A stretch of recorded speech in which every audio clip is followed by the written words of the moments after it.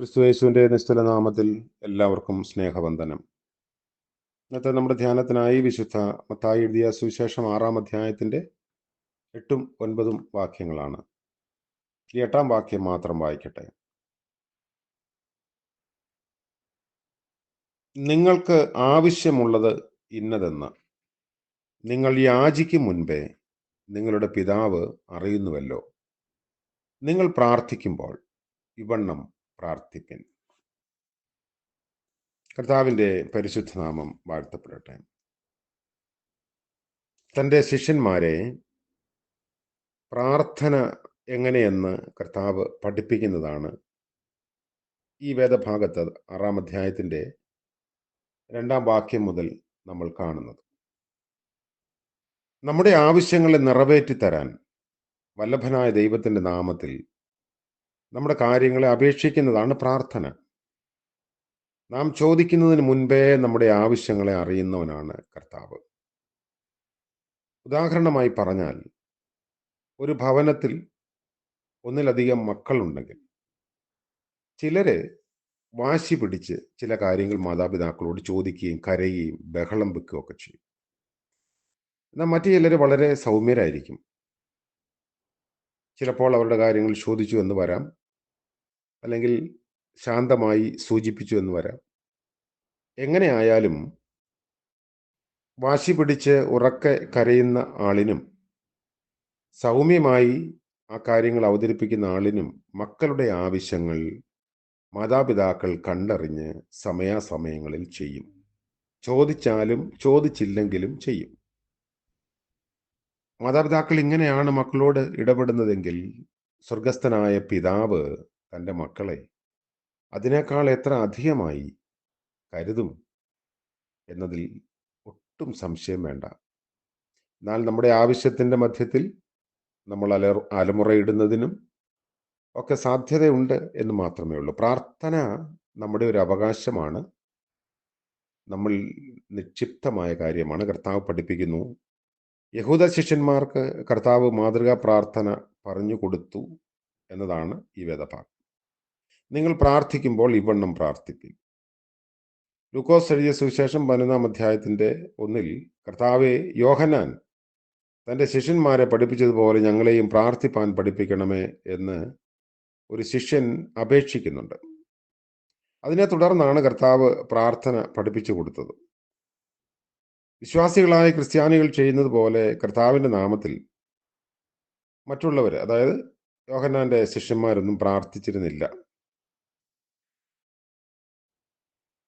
നെഹമ്യാവിൻ്റെ കാലത്ത് ഇസ്രായേൽ പ്രാർത്ഥിക്കുന്നുണ്ട്, ദൈവസന്നിധിയിൽ പ്രാർത്ഥന അഭ്യസിക്കുന്നുണ്ട്. നമുക്ക് പ്രാർത്ഥനയുടെ കാര്യം നോക്കുമ്പോൾ ദൈവം നമുക്ക് സമീപമാണ്, നമ്മുടെ പ്രാർത്ഥന കേൾക്കുന്നു. ഈ പദവി മറ്റുള്ളവർക്ക് പരിചിതമല്ല. യഥാർത്ഥത്തിൽ ഈ പ്രാർത്ഥന കർത്താവിനെ അറിയുന്നവരെ അറിയാത്തവരിൽ നിന്നുമൊക്കെ വേർതിരിക്കുന്ന ഒരു പ്രാർത്ഥനയാണ്. എല്ലാ കാര്യത്തിലും നമ്മൾ പ്രാർത്ഥിക്കണം. പ്രാർത്ഥനയിൽ ദൈവത്തെയും ദൈവഹിതത്തെയും അറിയാൻ ഇടയാകുന്നു. നമ്മുടെ ആവശ്യങ്ങളെക്കുറിച്ച് നമ്മൾ ബോധവാന്മാരായിരിക്കണം. നമ്മുടെ അവസ്ഥ അതിൽ തന്നെ ഒരു പ്രാർത്ഥനയാണ് എന്നതും യാഥാർത്ഥ്യമാണ്. കർത്താവ് പഠിപ്പിച്ച പ്രാർത്ഥനയിൽ ഒരുപാട് ഘടകങ്ങളുണ്ട്. അവിടെ ഒരിക്കലും ഒരു സിംഗിൾ പേഴ്സന്റെ ആവശ്യങ്ങളല്ല പറയുന്നത്, ഞങ്ങളുടെ എന്നാണ്. ഒരു കോർപ്പറേറ്റ് വർഷിപ്പിന്റെ മാതൃകയാണ് കർത്താവിൻ്റെ പ്രാർത്ഥന. നമ്മുടെ ആരാധനയെല്ലാം കോർപ്പറേറ്റ് വർഷിപ്പാണ്. സ്വർഗസ്ഥനായ എൻ്റെ പിതാവേ എന്നല്ല. എന്നാൽ ദൈവത്തോടുള്ള നമ്മുടെ ബന്ധം വ്യക്തിപരമാണെങ്കിലും നമ്മുടെ പ്രാർത്ഥനയിൽ നമുക്ക് വേണ്ടി, എല്ലാവർക്കും വേണ്ടി, ഞങ്ങൾക്ക് വേണ്ടി അങ്ങനെ പ്രാർത്ഥിക്കാനാണ് കർത്താവ് പഠിപ്പിച്ചത്. സ്വർഗത്തിലെ പോലെ ഭൂമിയിൽ ദൈവേഷ്ടം നിറവേറപ്പെടുക, അത് മറ്റൊരു കാര്യം. അപ്പോൾ ഒരു ദൈവരാജ്യത്തിൻ്റെ അനുഭവത്തിലായിരിക്കുക എന്നതാണ് നമ്മുടെ വിശ്വാസത്തിൻ്റെയും ദൈവിക ബന്ധത്തിൻ്റെയും ഒക്കെ പൂർണ്ണത. അത്തരത്തിലുള്ള ഒരു ജീവിത മാതൃക ഒരു സാമൂഹ്യ അനുഭവം, ബന്ധങ്ങൾ എല്ലാം ഉളവാക്കിയെടുക്കാൻ നമുക്ക് സാധിക്കും എന്നതിൻ്റെ സൂചനയാണ് ഈ പ്രാർത്ഥനയിലൂടെ കർത്താവ് ഓർമ്മിപ്പിക്കുന്നത്. മറ്റുള്ളവരോട് ക്ഷമിക്കേണ്ടത് എങ്ങനെയാണ്? നമ്മൾ മറ്റുള്ളവരോട് ക്ഷമിച്ചതിന് ശേഷം മാത്രമേ നമുക്ക് ക്ഷമ ലഭിക്കുകയുള്ളൂ. അങ്ങനെയാണ് പ്രാർത്ഥന. ക്ഷമിച്ചിരിക്കുന്നത് പോലെ ഞങ്ങളുടെ കടങ്ങളെ ഞങ്ങളോട് ക്ഷമിക്കണമേ.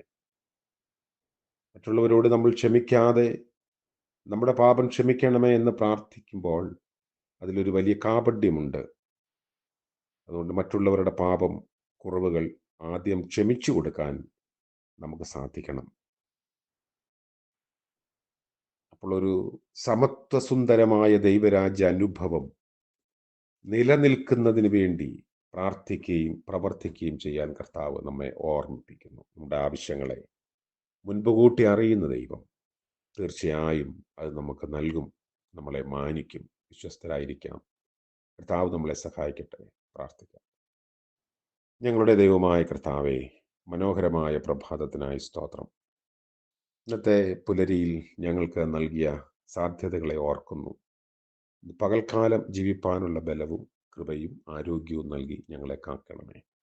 ആവശ്യങ്ങളെ തിരുമുൻപാകെ സമർപ്പിക്കുന്നു, അവിടുന്ന് അറിയുന്നുവല്ലോ. യേശുമശിഹ മൂലം പ്രാർത്ഥന ദയവോടെ കേൾക്കുമാറാകണമേ. ആമേൻ. ത്രിയേക ദൈവത്തിൻ്റെ അനുഗ്രഹവും നിറവും നമ്മോടുകൂടെ ഇന്നുമെന്നേക്കും ഉണ്ടായിരിക്കുമാറാകട്ടെ. ആമേൻ.